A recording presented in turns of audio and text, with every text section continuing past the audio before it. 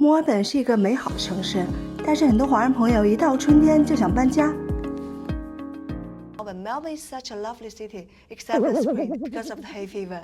Is there any other cities have hay fever in Australia? Yes, hay fever is common across Australia, but it's very common in Melbourne because of all of the ryegrass pollens. So we know springtime is the worst season for people who have ryegrass allergies. So between the 1st of October and the end of December, when there's lots of pollen from the grasses.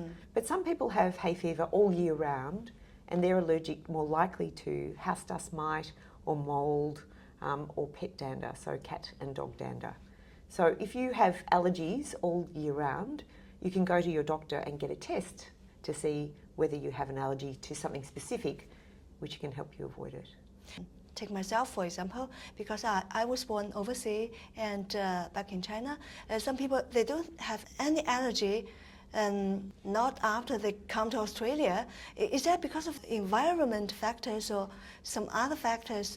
What do you think about this? Yes, we do know when people move to new places they get new allergies. I myself have hay fever, or allergic rhinitis we call it.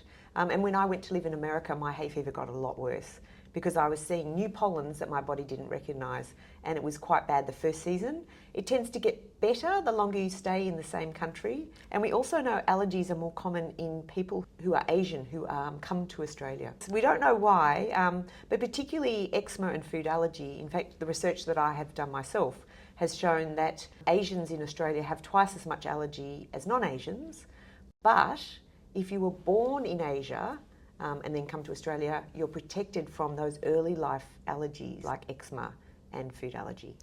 About hay fever, do you have any suggestions about how people can handle the symptoms, or what kind of thing we can do as a precaution?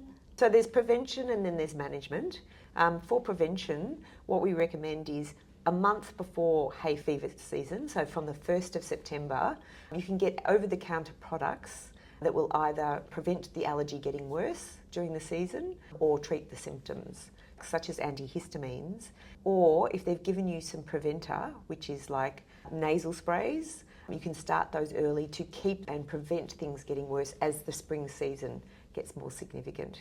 How about kids? Is there any medicine for kids? Yes, so children are the same. So we have antihistamine tablets, and they're also nasal sprays. There are also quite good new therapies which are called immunotherapies.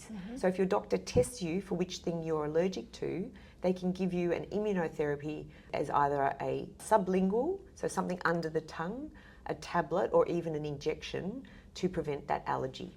Do you recommend that kind of things, or just if he have very severe symptoms? So I think there's three levels. There's if you have mild, so if you're just sneezing and coughing a little bit or runny eyes and it's only on certain days, then you can stay indoors for those days and avoid the pollen getting into your eyes, wearing sunglasses outside, if you've been near grass, washing your hands afterwards to keep the level of exposure to the thing that's making you allergic very low.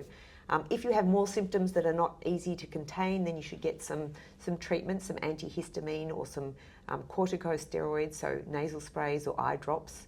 But then if it's really severe and it's bothering you a lot all year round or particularly bad during certain parts of the year. Maybe moving. Yeah, or moving.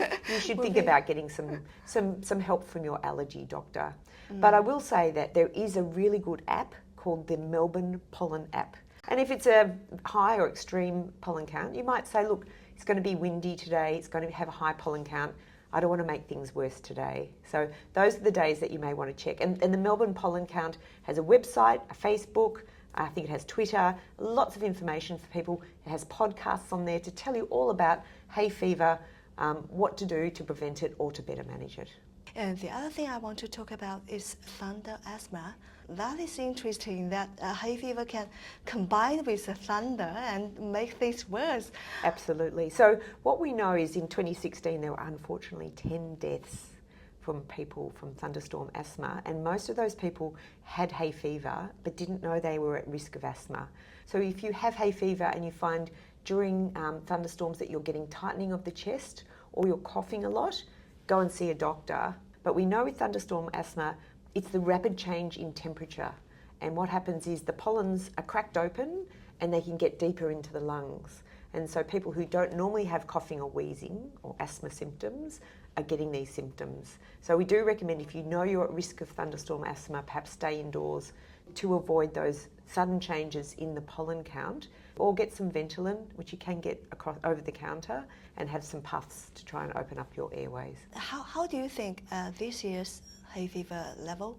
Do you think it's worse than before or just normal? It depends a lot on how much grass is growing. So we had quite a warm winter and we've had quite a strong grass season with lots of rain. So that means there's lots of grass pollens around. So people do need to be careful. It's not the most severe year, but it's quite a bad year. And we've had some high threat days with thunderstorm asthma at risk. The governments have now invested in more pollen count stations. And we used to have 3, but we now have 8 right across Victoria. 这里是澳洲120万华人的真实大白话，欢迎点赞、关注加收藏哦。